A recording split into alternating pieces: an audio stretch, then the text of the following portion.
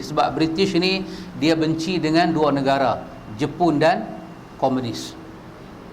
Jepun dan komunis. Sebab itu Amerika memberi pengajaran kepada Jepun dengan dia letup satu bom Hiroshima dengan Nagasaki. Satu pengajaran, belajar sampai ke tulang hitam. Lepas itu Amerika, Britain, negara-negara British, dia tak boleh menerima apabila mata wang Cina naik ke atas. Dia tak boleh terima. Dia buat sesuatu. Seperti mana dia khabarkan di Iraq itu ada nuklear, sekarang dia kata di China ada nuklear. Dia tak boleh terima. Negara yang dia kata komunis seperti Jepun, Korea, China, dia tak akan bagi ruang di muka bumi. Dia ada sejarah pertempuran yang dahsyat, termasuk Vietnam. Apa Vietnam buat pada tentera mereka? Dia mewakili negeri-negeri yang reti menjajah orang ni, Commonwealth. Commonwealth ni kita kira, kita kata apa? Negeri yang pernah kena jajah lah. Kita buat negeri yang pernah kena jajah, Commonwealth. Negeri-negeri yang menjajah ni besar, dia tinggal saki-baki. Tetapi apa Vietnam buat kepada tentera yang menjajah ni? Dia lepas habis budak kecil umur 3 ke 4 tahun, bagi pakai baju, bagi tentera Amerika sambut, belakang budak ni dia bawa bom. Amerika belajar sampai ke tulang hitam dengan pok-pok Vietnam ni. Dia benci negeri komunis. Bila British memerintah kita, penjajah itu hanya bintang 3 komunis, penjajah itu hanya Jepun. British sendiri bukan penjajah. British bukan penjajah. Pasal apa? Dia menjajah kita. Dia tak akan panggil dia penjajah. Pasal itu kita guna bahasa yang paling lembut lah. Proxy British. Mereka akan kata yang menjajah tanah Melayu ni hanyalah Jepun saja. Pasal Jepun ajak orang Melayu dengan dua benda orang Melayu tak boleh lupa. Apa dia? Penampang pi balik dengan ubi kayu. Ni orang Melayu serik. Dia bagi penampang pi balik, dia bagi depan tangan, dia bagi belakang tangan. Duk ingat pi sekali, dia main balik. Kena penampang tu, heret, bengkak macam sakit gigi. Dan yang kedua, orang Melayu, orang tua-tua tak boleh tahan dengan Jepun makan ubi kayu. Rokok pun tak ada hisap, padan muka dia. Baru dia belajar. Dalam susah itu dia belajar sesuatu. Tapi tak apa. Apapun orang nak kata, kita ada Alkitab sebagai pedoman, bimbingan dan asuhan. Apa Quran kata? Wajahidu fillahi haqqa jihadi. Berjihadlah kamu di jalan Allah. Berjihadlah kamu pada Allah dengan jihad yang sebenar. Jihad apakah yang paling sebenar? Iaitu jihad mengangkat Islam. Itu sebenarnya. Tak mana pun kita pergi, tidak semesti sabilillah. Antara Badar dengan Uhud, how long, my brother Muslim? Nak boleh jadi Badar, 13 tahun orang Islam duduk di Mekah. Keluar pula 2 tahun duduk di Madinah. 13 campur 2, 15 tahun baru ada Badar. Selepas Badar 2 ke 3 tahun baru ada Uhud. Pas itu Quran tak menyebut sabilillah itu hari-hari. Tetapi Quran sebut fillahi itu hari-hari. Kerana hari-hari kita kena mengangkat harakat dan martabat agama ini. Jihad jarang-jarang sekali. Para ulama kata fardu kifayah. Fardu kifayah. Kita baca dalam Sahih Bukhari, Abdullah bin Umar, bila orang keluar fi sabilillah, dia tak keluar. Menyebabkan orang bertanya pada dia, adakah hang ni tak suka jihad? Hang telah meninggalkan satu sunnahnya paling besar, sabilillah. Dia dengar dia marah. Dia mengeluarkan balik hadis buniyal islamu ala khamsin. Islam dibina di atas 5 perkara. 5 perkara ini adalah fardu ain. Orang Islam kena pastikan ada. Daripada syahadah sampai sembahyang, puasa, zakat dan haji. Dia kata 5 sahaja. Jihad tidak termasuk yang 5, maka dia fardu kifayah. Itu pandangan dia. Tetapi wajahidu fillahi haqqa jihadi, dia bermula daripada buka mata dari tidur sampai tutup mata balik. Allahu Akbar. Jadi yang kita kena angkat dalam hidup kita ini apa dia? Iaitu satu millah, satu agama ma ja'alallahu fid din min haraj. Allah tak pernah menjadikan dalam agama ini kesusahan. Yang ni kita nak angkat. Sebab bila orang cakap agama, susah. Cakap agama, susah. Orang bila nak pergi Mekah, di antara pantang larang dalam ihram apa dia? Tak boleh, orang lelaki-lelaki ni tak boleh pakai kasut. Tak boleh pakai kasut. Kena pakai sandal. Hizak tak boleh pakai. Kena pakai ni'al. Hizak jenis tutup depan, tutup belakang.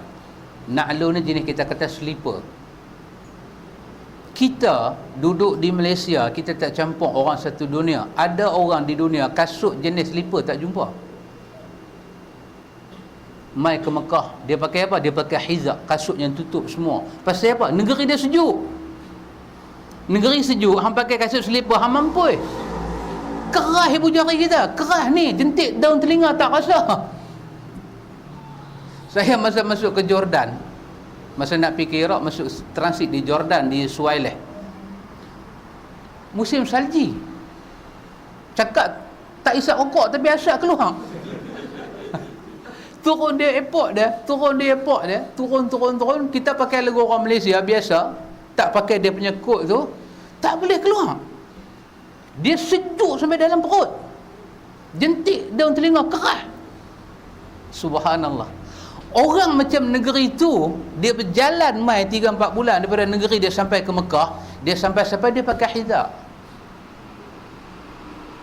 Orang Malaysia naik kapal terbang, dia pakai stocking. Turun buang dengan stocking tu, balik Mekah beli lain, pakai slipper. Dia tengok kawan hak berjalan, saya tengok dengan mata sendiri. Depa daripada Rusia berjalan kod darat sampai ke Baghdad, dia transit. Bah dia ni punya buruk ni, tak tahu nak bang. Atas bah ada kuali, dapat gas, semua ada atas bah. Masak, jalan pula. Saya tanya dekat dia berapa lama? Dia kata sudah 5 bulan. 5 bulan nak pergi Mekah. Dia pakai kasut tu jenis tutup depan belakang. Kita mengaji dalam bab pantang larang haji. Orang lelaki-lelaki tak boleh pakai jenis kasut tutup tu. Bila dia sampai ke Mekah, adakah dia kena buang kasut tu jalan kaki? Kalau dia buang kasut tu di jalan kaki, hancur kaki dia. Maka dia teruskan dengan kasut tu. Orang Malaysia tengok golek kepala. Orang Malaysia kata puak-puak ni tak mengaji bab haji. Bukan mereka tak mengaji, hang tu tak tahu. Orang Malaysia kata apa? Kasut dia tu dia kena potong hak depan, biar 5 jari kaki nampak terbabai-babai lagu tu. Adakah Islam ini agama sebodoh itu? Benda elok-elok suruh kerak pergi buang. Lepas kerak buang, boleh pakai balik ke kasut tu? Dia kata baru sah. Tak kalau kena dam. Dam apa? Amai, Penang. Banyak dam boleh bagi ke hang. Subhanallah. Sangat menduka citakan.